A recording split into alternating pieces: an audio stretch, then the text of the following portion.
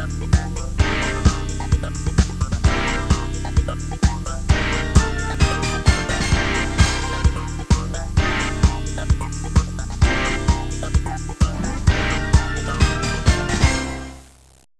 ಪುಟ್ಟ ಬ್ರೇಕ್ ನಂತರ ಮತ್ತೊಮ್ಮೆ ಸೌಂದರ್ಯ ಲಹರಿ ಕಾರ್ಯಕ್ರಮಕ್ಕೆ ಆತ್ಮೀಯವಾದ ಸ್ವಾಗತ. ಸೊ ವೀಕ್ಷಕರೇ, ಇವಾಗ ನಾವು ನೋಡೋಣ ಹೇರ್ ಕಂಡೀಷನಿಂಗ್ ಹೇಗೆ ಮಾಡ್ಕೊಳ್ಳೋದು ಅನ್ನೋದನ್ನ. ಕಮಲಾ ಅವರೇ, ಹೇರ್ ಕಂಡೀಷನಿಂಗ್ ಅಂದ್ರೆ ಏನು?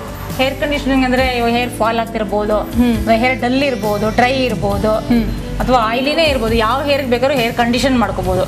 ಹೇರ್ ಕಂಡೀಷನ್ ಅಂದ್ರೆ ಅರ್ಥ ಏನಂದ್ರೆ ಕೂದಲು ಚೆನ್ನಾಗಿ ಹೊಳಪಾಗಿ ಚೆನ್ನಾಗಿ ಕಾಣ್ಲಿ, ಅದು ಹೆಲ್ತಿಯಾಗಿ ಕಾಣ್ಲಿ. ಅದು ಮೊಟ್ಟ ಮೊದಲಿಗೆ ಹೇರ್ ಬೇಕಾಗಿರೋದು ಪ್ರೋಟೀನ್ಸ್. ಹೌದು, ಚೆನ್ನಾಗಿ ಪ್ರೋಟೀನ್ಸ್ ಇರೋ ಪದಾರ್ಥಗಳನ್ನ ಚೆನ್ನಾಗಿ ತಗೋಬೇಕು ನಾವು. ಅವಾಗ ನ್ಯಾಚುರಲ್ ಆಗಿ ತಿಕ್ಕಾಗಿ ಚೆನ್ನಾಗಿ ಇರುತ್ತೆ ಹೇರು. ಓಕೆ, ಬೈ ಚಾನ್ಸ್ ಹೊರಗಡೆಯಿಂದ ಹೋಗಿ ಗಾಳಿನಲ್ಲಿ ಬ್ರೇಕೇಜ್ ಆಗಿರುತ್ತೆ ಹೇರು, ಡ್ಯಾಂಡ್ರಫ್ ಆಗಿರ್ಬೋದು, ಹೇರ್ ಫಾಲ್ ಇರ್ಬೋದು, ಯಾವುದೇ ಹೇರ್ ಕೂದಲಿನ ಸಮಸ್ಯೆಗೆ ಹೇರ್ ಟಾನಿಕ್ ಪೌಡರ್ ಯೂಸ್ ಮಾಡ್ಕೊಂಡು ಹೇರ್ ಕಂಡೀಷನಿಂಗ್ ಮಾಡ್ಕೋಬಹುದು. ಓಕೆ, ಕಂಡೀಷನಿಂಗ್ ಏನೆಲ್ಲ ಯೂಸ್ ಮಾಡ್ಬೋದು? ಕಂಡೀಷನಿಂಗ್ ಅಂದ್ರೆ ಇವತ್ತು ನಾವು ಮಾಡ್ತಿರೋದು ಅಂತಂದ್ರೆ ಈ ಹೇರ್ ಟಾನಿಕ್ ಪೌಡರ್. ಇದು ಈ ಹೇರ್ ಟಾನಿಕ್ ಪೌಡರ್ ಅಲ್ಲಿ ನಿಮ್ಗೆ ಬ್ರಾಹ್ಮಿ ಇದೆ. ಬ್ರಾಹ್ಮಿ ಕೇಳಿದ್ರಲ್ವಾ? ಬ್ರಾಹ್ಮಿ ಇದೆ, ತುಳಸಿ ಇದೆ, ನೀಮ್ ಪೌಡರ್ ಇದೆ, ಮತ್ತೆ ಇದಕ್ಕೆ ರೀಟಾ ಮತ್ತೆ ಕಾಚು ಪೌಡರ್ ಅಂತಿದೆ. ಸ್ವಲ್ಪ ಮಟ್ಟಿಗೆ ಹೆನ್ನಾನು ಹಾಕಿದೀವಿ ಇದಕ್ಕೆ. ಎಲ್ಲಾ ಹರ್ಬ್ಸ್ ಇದೆ ಇದರಲ್ಲಿ. ಒಂದು 13 ಹರ್ಬ್ಸ್ ಇದೆ ಇದರಲ್ಲಿ. ಓಕೆ, ಇದು ಎಷ್ಟುನು ಹೇರ್ಗೆ ತುಂಬಾನೇ ಒಳ್ಳೇದು.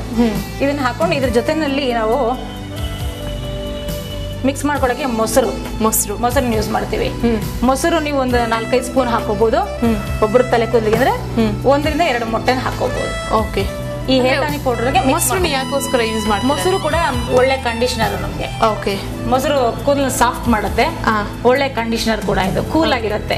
ಓಕೆ, ಇವಾಗ ಹೆನ್ನ ಮತ್ತೆ ಮೊಸರು ಜೊತೆಗೆ ಎಗ್ನ ಯೂಸ್ ಮಾಡ್ತಾ ಇದೀರಾ? ಹೆನ್ನ ಜೊತೆ ನೀವು ಯೂಸ್ ಮಾಡೋದು. ಇದು ಹೆನ್ನ ಅಲ್ಲ, ಆಕ್ಚುಲ್ ಆಗಿ ಹೆನ್ನ ಬರೀ 10% ಮಾತ್ರ ಇರುತ್ತೆ ಹೇರ್ ಟಾನಿಕ್ ಪೌಡರ್ ಅಲ್ಲಿ. ತುಳಸಿ, ಬೇವಿನ ಪುಡಿ, ಮತ್ತೆ ಬ್ರಾಹ್ಮಿ, ಓಕೆ, ಮತ್ತೆ ಇದು ಇನ್ನು ಸುಮಾರು ಹರ್ಬ್ಸ್ ಸೇರಿಸಿರ್ತೀವಿ ಇದರೊಳಗೆ ನಾವು. ಆ ಎಲ್ಲ ಹರ್ಬ್ಸ್ ಸೇರಿ ಮಾಡುವಂತ ಇದು. ಓಕೆ, ಇವಾಗ ಕೆಲವರು ಎಗ್ ಯೂಸ್ ಮಾಡಲ್ಲ, ಸೊ ಅಂತವ್ರು ಬೇರೆ ಏನ್ ಯೂಸ್ ಮಾಡೋದು? ಮೊಸರು ಯೂಸ್ ಮಾಡೋದು, ಇಲ್ಲ ಟೀ ಡಿಕಾಕ್ಷನ್ ಯೂಸ್ ಮಾಡ್ಕೋಬಹುದು. ಸೊ ಎಷ್ಟು ಸಮಯ ಇದನ್ನ ಕಲ್ಸಿಟ್ಬೇಕು ಟೋಟಲ್ ಆಗಿ? ಕಲ್ಸಿಡೋದನ್ನ ತಕ್ಷಣ ಹಾಕೋಬಹುದು. ಏನ್ ತೊಂದರೆ ಏನಿಲ್ಲ. ಒಂದ್ 15 ನಿಮಿಷ ಮೊದಲು ಕಲ್ಸಿಟ್ಕೊಂಡ್ರು ಸಾಕು. ಕಂಡೀಷನಿಂಗ್ ಅಂದ್ರೆ ಹೆಣ್ಣ ಅಂದ್ರೆ ನೀವು ಕಲರಿಂಗ್ ಅಂತ ಮಾಡ್ಕೋತೀರಾ, ಗ್ರೇ ಹೇರ್ಸ್ ಕವರ್ ಮಾಡ್ಕೊಳಕ್ಕೆ. ಅಂತವ್ರಿಗೆ ಅಂದ್ರೆ ನೀವು ಅದನ್ನೆಲ್ಲ ನೀವು ಮೊದಲೇ ಒಂದು 12 hours ಬಿಫೋರ್ ಅಲ್ಲಿ ನೆನೆಸಬೇಕು. ಇದರ ಅವಶ್ಯಕತೆ ಅದಕ್ಕೇನಿಲ್ಲ. ಹೇರ್ ಕಂಡೀಷನಿಂಗ್ ಇದು. ಓಕೆ, ಹಾಕೊಂಡು ಒಂದು 20 minutes ನೆನೆದ್ರೆ ಸಾಕಿತ್ತು. ಓಕೆ, ಶುರು ಮಾಡೋಣ ಹಾಗಾದ್ರೆ. ಓಕೆ, ಸೊ ಕೈ ರೆಡ್ಡಿಶ್ ಬರಬಾರ್ದು ಅಂದ್ರೆ ಗ್ಲೌಸ್ ಯೂಸ್ ಮಾಡಬೇಕು. ರೆಡ್ಡಿಶ್ ಬರುತ್ತೆ ಅಂತ ಅಲ್ಲ, ಸ್ವಲ್ಪ ಮಟ್ಟಿಗೆ ಹೆಣ್ಣಾನು ಇರುತ್ತಲ್ಲ, ಆಮ್ಲ ಕೂಡ ಇರುತ್ತೆ ಇದರಲ್ಲಿ. ಓಕೆ, ಕಲರ್ ಕಪ್ಪಾಗೋ ಚಾನ್ಸಸ್ ಇರುತ್ತೆ. ಓಕೆ, ಇದನ್ನ ಹಾಕೊಳ್ಳೋದ್ರಿಂದ ಒಂದು ಅನುಕೂಲ ಏನು ಅಂತಂದ್ರೆ ಬೇಗ ಗ್ರೇ ಹೇರ್ಸ್ ಆಗಲ್ಲ. ಓಕೆ, ಹೆಣ್ಣ ಜೊತೆನಲ್ಲಿ ಇದನ್ನೆಲ್ಲ ಮಿಕ್ಸ್ ಮಾಡ್ಕೋಬಹುದು. ತುಳಸಿ, ನೀಮ್, ಆಮ್ಲ, ಓಕೆ, ಮತ್ತೆ ಬ್ರಾಹ್ಮಿ, ಈ ಎಲ್ಲ ಪದಾರ್ಥಗಳು ಸಿಕ್ಕುತ್ತೆ. ಓಕೆ, ಅದರಿಂದ ಇದನ್ನ ತಗೊಂಡ್ಬಂದು ಹಾಕೋಬಹುದು, ಮನೆಯಲ್ಲೇ ಮಾಡ್ಕೋಬಹುದು. ಓಕೆ, ಆಲ್ರೆಡಿ ನಾನು ಈಗ ಇದನ್ನೆಲ್ಲ ಮಿಕ್ಸ್ ಮಾಡಿ ಇಟ್ಟಿದ್ದೀನಿ. ಇದನ್ನ ಇವರು ಕೂದಲಿಗೆ ಹಚ್ಕೊಳ್ಳೋಣ. ಕೂದಲು ಹೇಗಂದ್ರೆ ಹಚ್ಕೊಂಡ್ಬಿಟ್ರೆ ಸಿಕ್ಕಾಗತ್ತೆ. ಪಾರ್ಟ್ ಬೈ ಪಾರ್ಟ್ ಮಾಡಿನೇ ಹಚ್ಕೋಬೇಕಾಗತ್ತೆ. ಓಕೆ, ಸ್ಟಾರ್ಟಿಂಗ್ ಬ್ಯಾಕ್ ಸೈಡ್ ಇಂದ. ಹೌದು. ಓಕೆ, ಎಣ್ಣೆ ಹಚ್ಕೊಂಡು ಕೂಡ ನೀವು ಹಚ್ಕೋಬಹುದು ಇದನ್ನ. ಅದರಿಂದ ಏನ್ ಯೂಸ್? ಎಣ್ಣೆ ಹಚ್ಕೊಳ್ಳೋದ್ರಿಂದ ಬೈ ಚಾನ್ಸ್ ಅವ್ರ ಆಯಿಲಿ ಹೇರ್ ಇದ್ರೆ ಏನ್ ಬೇಕಾಗಿಲ್ಲ, ಇವ್ರಿಗೆ ಡ್ರೈ ಹೇರ್ ಇರೋದ್ರಿಂದ ಹಾಗೇನು ಹಚ್ಕೋಬಹುದು ಇವರು. ಓಕೆ, 1-2 ಸ್ಪೂನ್ ಅದಕ್ಕೆ ಕೊಬ್ಬರಿ ಎಣ್ಣೆ ಹಾಕೊಂಡು ಬೇಕಾದ್ರೂ ಹಚ್ಕೋಬಹುದು. ಓಕೆ,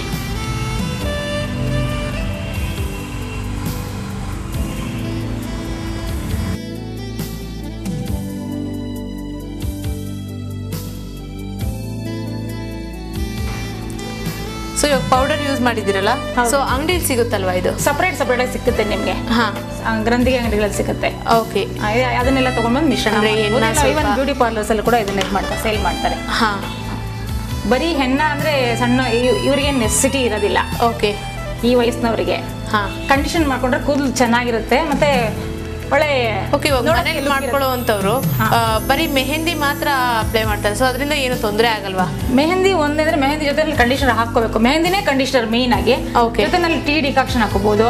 ಬೈ ಚಾನ್ಸ್ ಅವ್ರ ಕಲರ್ ಬೇಕು ಅಂದ್ರೆ ಕಾಫಿ ಪೌಡರ್ ಹಾಕೋಬಹುದು. ಕಾಫಿ ಪೌಡರ್ ಚಿಕೋರಿ ಇಲ್ಲದೆ ಇರುವಂತದ್ದು. ಚಿಕೋರಿ ಇಲ್ಲದೆ ಅದನ್ನ ಹಾಕೊಂಡು ಮಿಕ್ಸ್ ಮಾಡಿ ರಾತ್ರಿ ಎಲ್ಲ ನೆನ್ಸಿಡಬೇಕು. ಓಕೆ, ರಾತ್ರಿ ನೆನ್ಸಿಟ್ಟು ಆಮೇಲೆ ಹಾಕೋಬೇಕು. ಆದ್ರೆ ಇದನ್ನ ನಾವೇ ಅಪ್ಲೈ ಮಾಡ್ಕೊಳ್ಳೋಕೆ ತುಂಬಾ ಕಷ್ಟ ಆಗುತ್ತೆ. ಹೌದು, ಅದು ಲಾಂಗ್ ಹೇರ್ ಇದ್ರೆ ಕಷ್ಟ, ಶಾರ್ಟ್ ಹೇರ್ ಆದ್ರೆ ಪರವಾಗಿಲ್ಲ. ಹೌದು,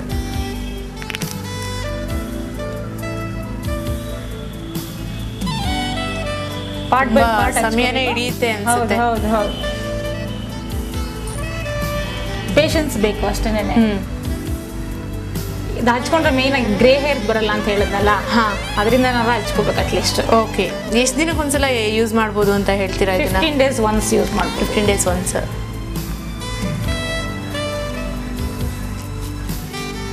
ಸಣ್ಣ ಕೂದಲಾದ್ರೆ ಮನೆಯಲ್ಲೇ ಹಚ್ಕೊಂಡ್ಬಿಡ್ಬೋದು. ಈ ತರ ಉದ್ದ ಕೂದಲಿಗಾದ್ರೆ ಹಚ್ಕೊಳ್ಳೋಕ್ಕೂ ಸ್ವಲ್ಪ ಕಷ್ಟ ಆಗುತ್ತೆ.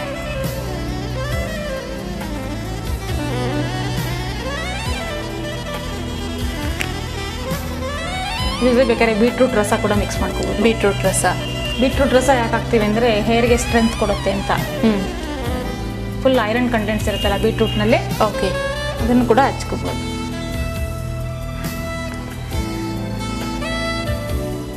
ಇವಾಗ ಕೆಲವ್ರು ಏನ್ ಮಾಡ್ತಾರೆ, ಇದನ್ನ ವಾಶ್ ಮಾಡಿದ ತಕ್ಷಣ ಶಾಂಪೂ ಇಂದ ಕೂದಲನ್ನ ವಾಶ್ ಮಾಡ್ಬಿಡ್ತಾರೆ.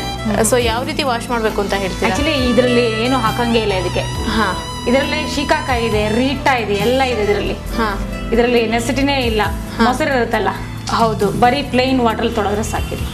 ಬೈ ಚಾನ್ಸ್ ನೀವು ಎಣ್ಣೆ ಹಚ್ಚಿ ವಾಶ್ ಮಾಡಿದ್ರೆ ಶಿಕಾಕಾಯಿ ಪೌಡರ್ ತೊಳೆಯಬಹುದು. ಸೊ ಶಾಂಪೂ ಅವಶ್ಯಕತೆ ಇಲ್ಲ ಅಂತ ಏನು ಅವಶ್ಯಕತೆನೇ ಇಲ್ಲ ಇದಕ್ಕೆ. ತುಂಬಾ ಫಾಸ್ಟ್ ಆಗು ಬೆಳೆಯುತ್ತೆ ಇದರಲ್ಲಿ ಹೇರ್ ಹೆನ್ನ ಯೂಸ್ ಮಾಡೋದ್ರಿಂದ. ಓಕೆ, ತುಳಸಿ ಕೂಡ ಅಷ್ಟೇ. ತುಳಸಿ ತುಂಬಾನೇ ಒಳ್ಳೇದು ಹೇರಿಗೆ.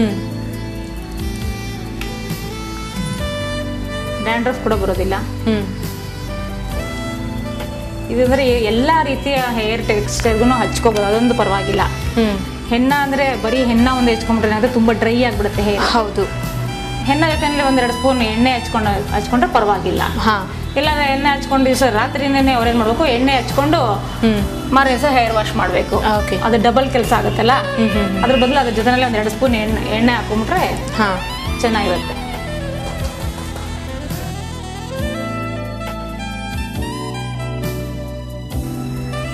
ಈಗ ಫುಲ್ ಹೇರ್ ಹಚ್ಚಿದ್ದಾಯ್ತು.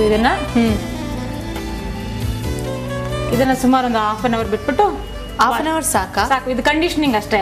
ಕಲರಿಂಗ್ ಆದ್ರೆ 1 or 2 hours ಎಲ್ಲ ಬಿಡಬೇಕಾಗುತ್ತೆ ನೀವು. ಓಕೆ, ಕಂಡೀಷನಿಂಗ್ ಅಂದ್ರೆ ಜಸ್ಟ್ 20 minutes 30 minutes ಅಷ್ಟೇ ಸಾಕಾಗತ್ತೆ ಅಷ್ಟೇ. ಓಕೆ,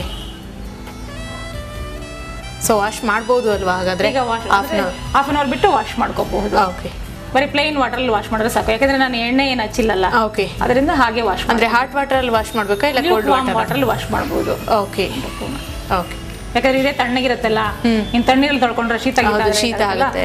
ಅದರಿಂದ ಅಲ್ಲಿ ವಾಟರ್ ವಾಶ್ ಮಾಡೋದು ಸಾಕಾಗತ್ತೆ. ಓಕೆ, ಏನಂತಂದ್ರೆ ಕೆಲವರು ಸ್ನಾನ ಮಾಡಿದ ತಕ್ಷಣ ಬಿಸಿಲಿಗೆ ಹೋಗ್ತಾರೆ ಕೂದಲು ಒಣಗ್ಲಿ ಅಂತ. ಕೆಲವರು ಫ್ಯಾನ್ ಕೆಳಗಡೆ ನಿಂತ್ಕೋತಾರೆ. ಇನ್ ಕೆಲವರು ಹೇರ್ ಡ್ರೈಯರ್ ತಗೊಂಡು ಹೇರ್ನ ಡ್ರೈ ಮಾಡ್ಕೋತಾರೆ. ಸೊ ಯಾವ್ದು ಒಳ್ಳೇದು ಅಥವಾ ಯಾವ್ದು ಕೆಟ್ಟದ್ದು ಅಂತ ನೀವು ಹೇಳ್ತೀರಾ? Natural towel dry better. Towel dry.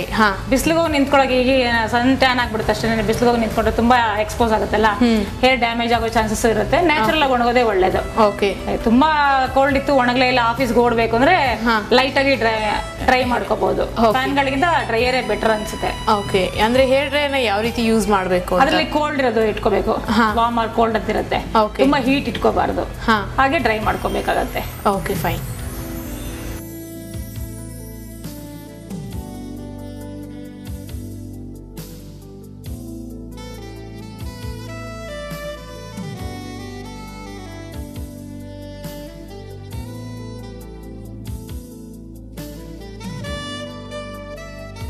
Okay ವೀಕ್ಷಕರೇ, ನೋಡ್ತಾ ಇದ್ದೀರಲ್ವಾ? ಸೊ ಹೇರ್ ಕಂಡೀಷ್ನಿಂಗ್ ಮಾಡಿದ್ಮೇಲೆ ಹೇರ್ ಎಷ್ಟೊಂದು ಗ್ಲೋ ಬಂದಿದೆ ಅಂತ. ಸೊ ಮನೆಯಲ್ಲಿ ನೀವು ಸಹ ಇದನ್ನು ಟ್ರೈ ಮಾಡ್ತೀರಾ ಅಲ್ವಾ? ಓಕೆ ಕಮಲಾ ಅವರೇ, ಇಲ್ಲಿವರೆಗೂ ಸಹ ಇಂದಿನ ಸಂಚಿಕೆಯಲ್ಲಿ ಸಿಂಪಲ್ ಮೇಕಪ್ನ ಹೇಗೆ ಮಾಡ್ಕೊಳ್ಳೋದು, ಹಾಗೆಯೇ ಹೇರ್ ಕಂಡೀಷ್ನಿಂಗ್ ಹೇಗೆ ಅನ್ನೋದನ್ನ ನಮ್ಮ ವೀಕ್ಷಕರಿಗೆ ಕ್ಲಿಯರಾಗಿ ತಿಳಿಸ್ಕೊಟ್ರಿ. ಕಮಲಾ ಅವರೇ, ಒಬ್ಬ ಹೆಣ್ಣು ತುಂಬ ಚೆನ್ನಾಗಿ ನೀಟಾಗಿ ಕಾಣಿಸ್ಬೇಕು ಅಂದರೆ ಏನೆಲ್ಲ ಮಾಡಬೇಕು? ಸಾಮಾನ್ಯ ಇರೋ ಮನೆಯಲ್ಲಿ ಇರ್ತಕ್ಕಂಥ ಕಿಚನ್ ಕಾಸ್ಮೆಟಿಕ್ಸ್ ಬಳಕೊಂಡು ಅವಳು ಕ್ಲೆನ್ಸಿಂಗ್, ಟೋನಿಂಗ್, ಮಾಯಿಶ್ಚರೈಸಿಂಗ್ ಅಂತ ಮನೆಯಲ್ಲೇ ಮಾಡ್ಕೋಬಹುದು. ಸಿಂಪಲ್ ಮೇಕಪ್ ಅಂತ ತೋರಿಸಿದ್ನಲ್ಲ, ಜಸ್ಟ್ ಫೌಂಡೇಶನ್ ಒಂದು 3-in-1 ಸ್ಟಿಕ್ ತಗೊಂಡ್ರೆ ಸಾಕು ಅವರು. ಆಮೇಲೆ ಲೈಟ್ ಆಗಿ ಲಿಪ್ಸ್ಟಿಕ್ ಹಾಕೊಂಡು ಕಣ್ಗೊಂದು ಕಾಡಿಗೆ ಹಚ್ಕೊಂಡ್ರೆ ಅಷ್ಟರಲ್ಲೇ ಅವಳ ಅಲಂಕಾರ ಮುಗಿಯುತ್ತೆ. ತುಂಬಾ ಚೆನ್ನಾಗಿ ಕಾಣಿಸುತ್ತೆ. ಅದರಲ್ಲಿ ಸೂಟ್ ಆಗಂತ ಫೌಂಡೇಶನ್ಸ್ ತಗೋಬೇಕಷ್ಟೇ ಅವರು. ಓಕೆ, ಧನ್ಯವಾದಗಳು ಕಮಲಾ ಅವರೇ. ಇಲ್ಲಿವರೆಗೂ ಸಹ ನಮಗೆ ಹಲವಾರು ಟಿಪ್ಸ್ಗಳನ್ನ, ಮಾಹಿತಿಗಳನ್ನ ನೀಡಿದ್ದೀರಾ. ಸೊ ನನ್ನ ಪರವಾಗಿ ಹಾಗೂ ನಮ್ಮ ಆಕ್ಟ್ ಸಿಟಿ ಪರವಾಗಿ ನಿಮಗೆ ತುಂಬ ಹೃದಯದ ಧನ್ಯವಾದಗಳು. ಹಾಗೆ ನಿಮ್ಮ ಚಾನಲ್ ಅವ್ರಿಗೂ ಕೂಡ ನಂದು ತುಂಬ ಹೃದಯದ ಧನ್ಯವಾದಗಳು.